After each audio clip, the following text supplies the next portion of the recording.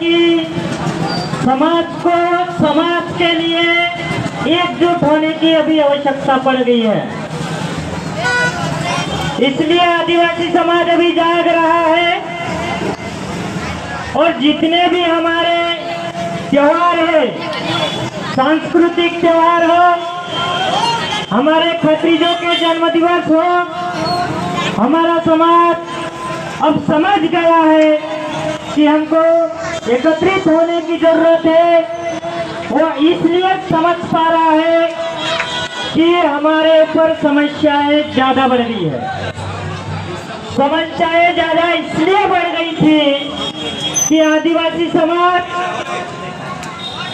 ऐसी स्थिति में आ गया था कि ना तो सुन पा रहा था, एक बहरे की जो अवस्था होती है ना देख पा रहा था। भाई तालियां मत बजाओ, तालियां कोई नहीं बजाएगा। समाज की अभी ऐसी स्थिति हो गई कि समाज को और समाज के लोगों को दो वक्त की रोटी नहीं मिल रही है। हमारी जो बच्चियां हैं आजादी से नहीं घूम पा रही है। हमारे जो लोगों को रोजगार नहीं मिल पा रहा है। ऐसी स्थिति में हम आदिवासियों को क्या व्यवस्था करना चाहिए, ये बात समझने की जरूरत है।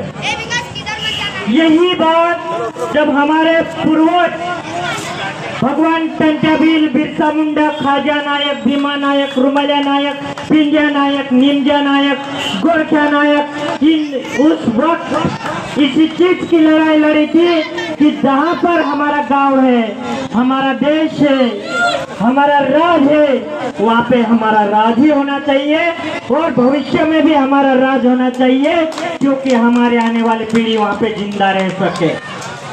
यही लड़ाई हमारे पूर्वजों की थी।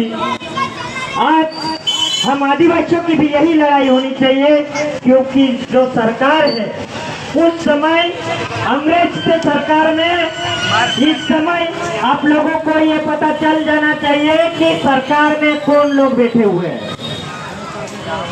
उस समय भी आदिवासियों की वही स्थिति थी, अभी भी यही स्थिति है।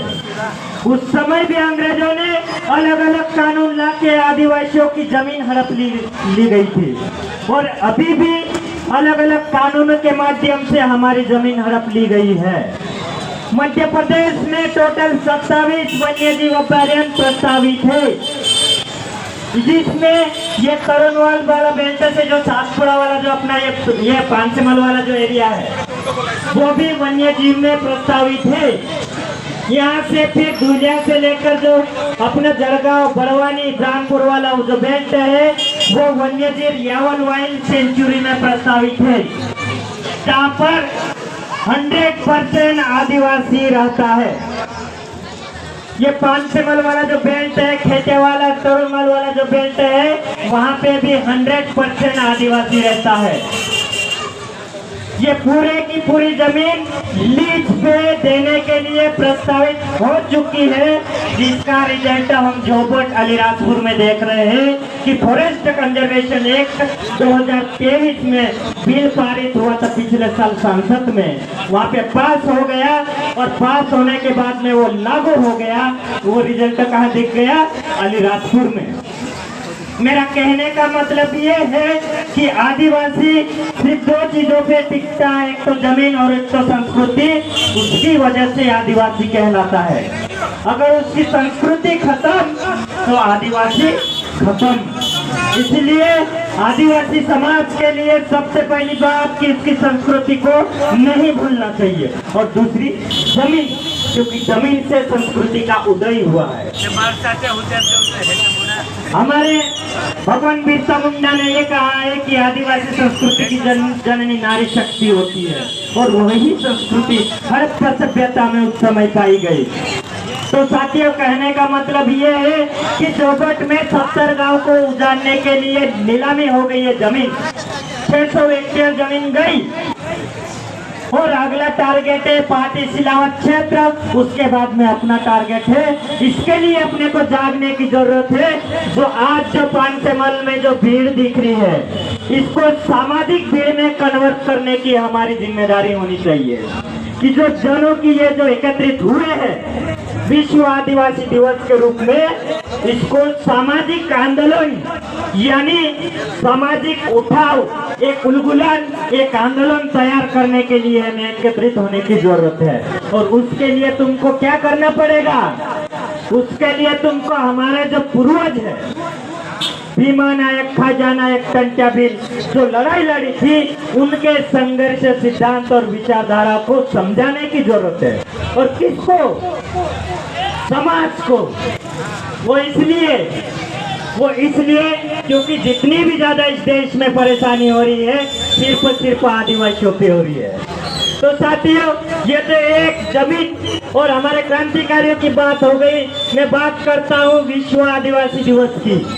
विश्व आदिवासी दिवस की बात सन 1993 में हो गई थी। उससे पहले सन 1950 और 1969 का जो वर्ल्ड लेबर जो ऑर्गेनाइजेशन है, जो मजदूर का जो श्रम संगठन है, उन्होंने सबसे पहले 1951 में ये बोल दिया था कि पूरे विश्व को बचाना है तो आदिवासियों के साथ में रहना पड़ेगा, उनके जैसे जीवन जीने का तरीका सीखना पड़ेगा। ये 1951 में तय हो गया था और वहाँ के जो संगठन है उन्होंने परिभाषित कर दिया था, और भारत देश का मालिक है तो वो है आदिवासी। और 1993 में ये घोषित हो गया कि इस देश का मालिक भी आदिवासी है।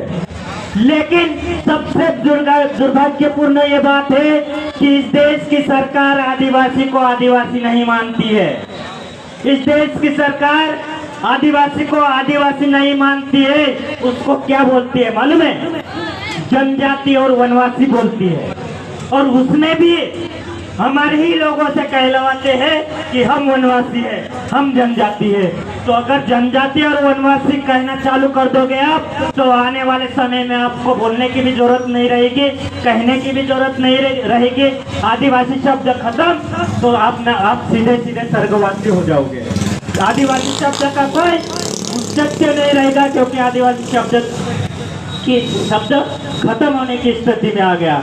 यही लड़ाई जो संविधान सभा थी, उसमें जयपाल सिंह मुंडा की लड़ाई थी कि आदिवासी है, आदिवासी को आदिवासी ही रहना जाए, इसके ऊपर ना जनजाति होना चाहिए ना वनवासी होना चाहिए, इसका कोटेशन रखना चाहिए। इसलिए आदिवासियों को 5वीं अनुसूची 6ठी अनुसूची में रखा गया और अनुच्छेद 244 से एक स्पेशल प्रोविजन करके आदिवासियों को विशेष अधिकार दिया गया, जिसमें भारत देश के कम से कम 20 राज्य है।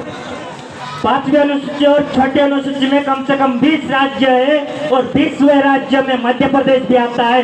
भारत देश में सबसे ज्यादा आदिवासी रहते हैं पूरे विश्व में, और सबसे ज्यादा आदिवासी मध्य प्रदेश में रहते हैं। और मध्य प्रदेश में 5वीं अनुसूची लागू है। 5वीं अनुसूची का मतलब होता है कि आमरा गाँव में आमरो रात। लेकिन ये दिखाई नहीं पड़ रही है नहीं, क्यों नहीं दिखाई दे रहा? क्योंकि हम सरकारों द्वारा बनाए गए कानून के चुंगल में फंस गए हैं। अगर इससे निकलना है तो हमारे गांव की व्यवस्था को देखना पड़ेगा कि पहले डाडा अपना गावन ग्राम सभा कार्य कसा चलाता। एक भी पुलिस वालों, एक भी मुख्यमंत्री बिना पटेल गांव पंचायत के पूछे इंटर नहीं कर सकता है। ऐसा हमारा कानून है, ऐसी हमारी व्यवस्था है।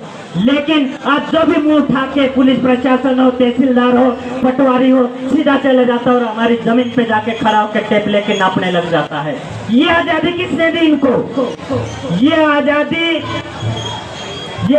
किसने दी?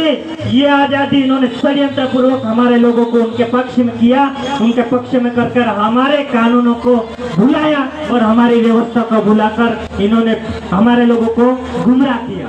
तो अभी 2 चीज ये ध्यान रखना कि सबसे पहले रूढ़िगत गांव में ग्राम सभा आयोजित होनी चाहिए और वो ग्राम सभा का लेटर पहला पुलिस में जाना चाहिए, तहसील में, SDM में, कलेक्टर में।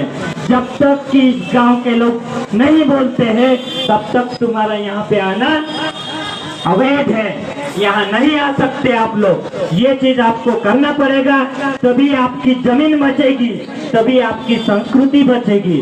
संस्कृति की बात मैं इसलिए कह रहा हूँ क्योंकि जितने भी त्योहार आ रहे हैं अब अलग अलग वाद्य यंत्र आ गए हैं, ढोल मांडल फेफड़िया ये सब भूल गए। अभी अभी तो ये नवगत आ रहा है इसलिए एक दो ढोल मांदल आए होंगे, नहीं तो डीजे वाला सिस्टम आ रहा है और हमारी जो संस्कृति है उसको खत्म करने की स्थिति में ला रहा है।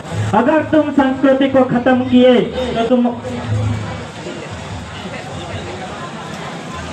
नहीं कहलाओगे। अगर तुम आदिवासी नहीं हो तो इस देश के मालिक भी नहीं कहलाओगे। इसलिए बिरसा मुंडा ने कहा था कि समाज के साथ जिंदा रहने का सपना परिवर्तनवादी होता है, समाज के बगैर जिंदा रहने का सपना विकासवादी होता है। विकास का संबंध सुविधाओं से होता है और परिवर्तन का संबंध संघर्ष से होता है।